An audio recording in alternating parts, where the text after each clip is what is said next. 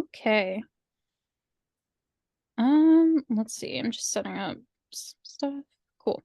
That's So, good. yeah. All right. So, my first question is the easiest of all. Can you introduce yourself and state your name and your title or however you want to refer to your job? My name is Gillespie, and I'm a deputy section manager and now a deputy chief engineer for DevOps and Halo Insight Oversight for Jacobs Engineering. Awesome. So, we'll start kind of at the beginning. How did you decide to go into physics? Or why did you decide to study physics, I guess, is the question. Hmm. I always knew that I was going to be a technical person. I always did. And I had a great love of science from the beginning. I thought I was going to be a chemist, to be honest. But as I got into high school, I discovered that actually physics was my calling, not chemistry. So that was really a turning point for me. I was very lucky and blessed. I was selected to go to the High School of Engineering and Science, which is now Carver High School. It was since renamed, but it was one of Philadelphia's first magnet schools. And it was designed to have a much stronger emphasis on science and math.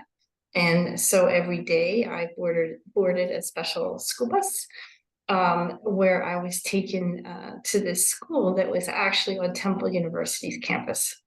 Um, and we had all kinds of extra science and math classes. And during my 11th grade math course, the math teacher did something a little different. She said, we're going to write a paper. And we were like, it's math class, you know. But she said, I want you to find a mathematical topic that is interesting to you, and I want you to write about it. Come back and tell me what you learned. And I went off and I picked how Orville and Wilbur designed the first aircraft. And I wrote the paper and I was completely captivated by that and brought it back. And I said, this is what I want to do. That's an And awesome. from there, I decided that having a good, strong mathematical foundation to build on was the best first step. And I ended up selecting physics at Drexel. Awesome. So why Drexel specifically? Did you look into other schools too, or was there something about Drexel's program that stood out to you? Yeah, well, that's a good question. I did look at other schools, but I really loved the program that Drexel had. It was used to be Drexel Institute of Technology, right? And it was right there in Philadelphia. I was already used to commuting into town to go to my special high school. So commuting into town to attend Drexel was an easy transition for me. And I really enjoyed the program and it worked out very well for me. Did you take courses I saw in your background, it looks like you've done a lot of engineering. Did you take courses in the School of Engineering too? I did, because with the physics program, as you advance through the program, you're given more and more research credits so that you can pursue your own plan, your own interests. And so as that started to open up, I found a professor in mechanical engineering who was doing mathematical type aerospace work, and I went to work with him. Did you do so you said you went to work with them. Was that a co-op or was that just like research that you did? Well, he first of all, he helped me decide what to do with all his research credits. So he said, let's give you the key core mechanical engineering classes in those. And then let's design a senior design project here in mechanical engineering that you can do or you can do this work. So instead of doing a senior research presentation in the physics department, I did a senior design project in the mechanical engineering department, and the physics staff came over and joined and watched and participated. And they said it was the first time that they'd ever been to mechanical engineering. I was the first person to ever do that. So it was very exciting. And I worked on an orbital transfer problem that was an optimization problem, mathematical optimization. And it was really an interesting project. And we all had a good time with the presentation. That's so interesting that you were able to cross over like that and take courses in so many different areas and really hone your skills. So did you do co-ops while you were at Drexel? Yes. Yes, I did. I also did co-ops. As a physics major, they, that's a broad field. So they place you in different places where they can. I did one co-op with US Mint, working on getting coins formed. As what happens is they have to design a die and there's artwork. So at the time, it was very empirical process. You just had to keep adjusting the artwork until you got a good die, that made a good coin. And so, and then reproducing that same die over and over again. So we were looking at how to figure that out so that we could get to that good spot faster. And then I did 2 co-ops with the US Department of Agriculture, working on milk casings and milk proteins as well. So, I did have two different places that were very interesting, but I never forgot about my mathematical work in aerospace, and I returned to it after that. So when you graduated from Drexel, what did your professional trajectory look like? Well, from there, I went to graduate school for aerospace engineering because I had my nice physics BS foundation now to build on. So now it was time to start to pick up more specific industry level knowledge. So I got my BS in aerospace engineering. And then I came out here to Houston, and I started working at Johnson Space Center. In the flight design and dynamics branch, where I spent very many happy years doing pre-mission planning for space shuttle, mission control for entry analysis, and also the abort landing analysis, and then post-flight reconstruction and analysis. And I also worked on all the simulators. And if we had anything that we wanted to try, well, let's see if we try adjusting things in the flight path a little bit, any kind of analysis type projects. I did those too. And so basically it was anything entry space shuttle. And then as space shuttle started to near the end of its life, I started working on the Orion vehicle with Lockheed Martin.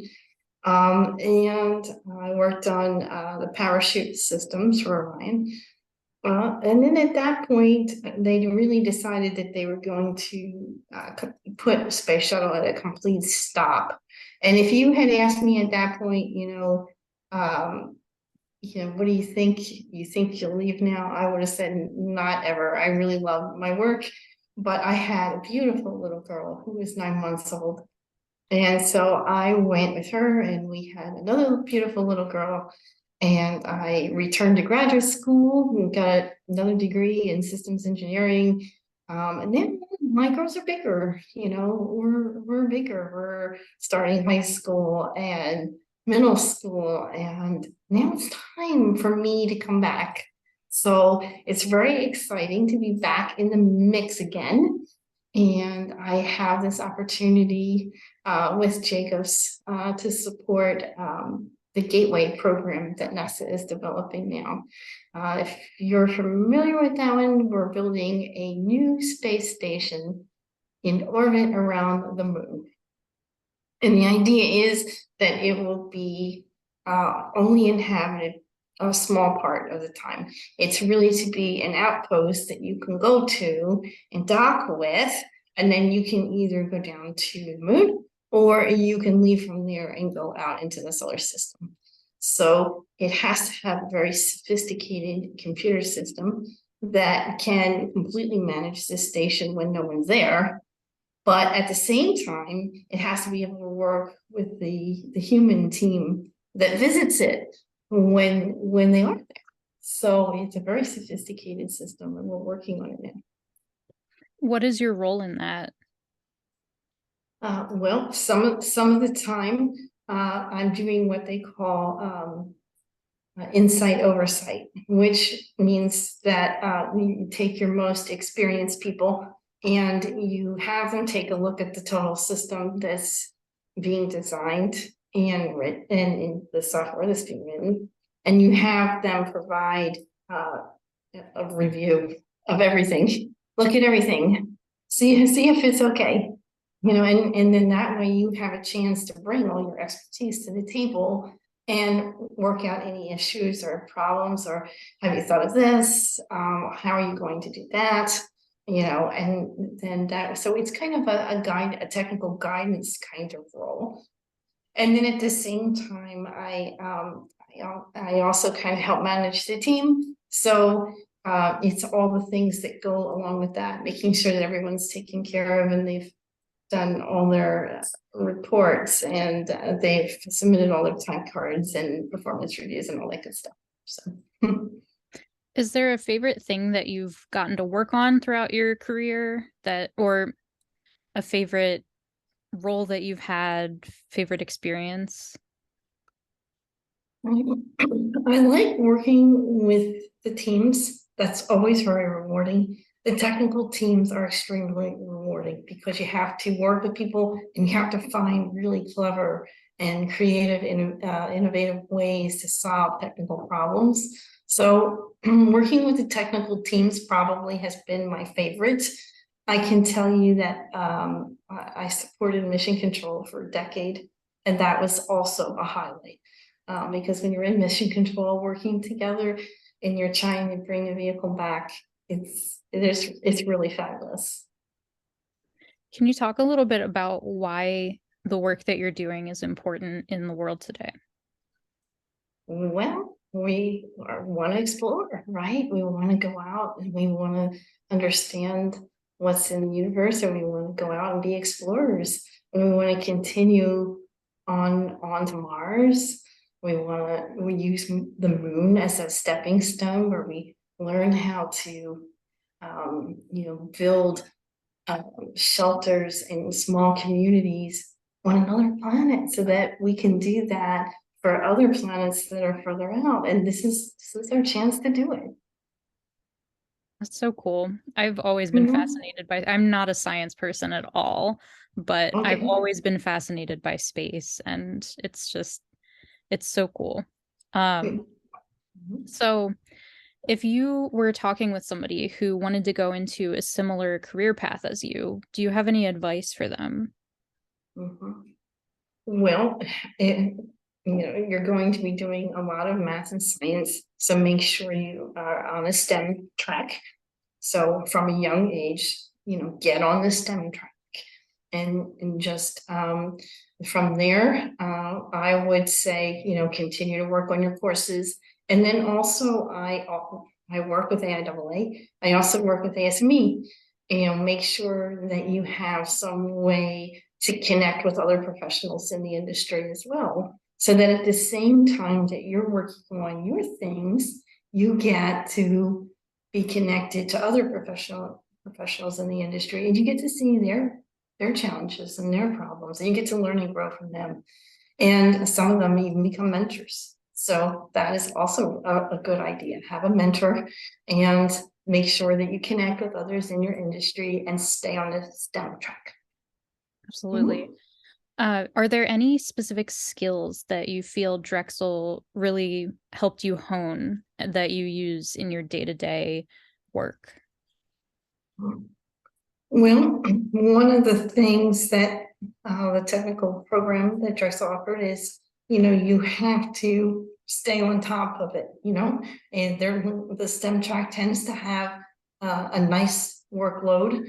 And you have to learn to be very disciplined and stay on top of it and make sure that everything is taken care of and is taken care of accurately.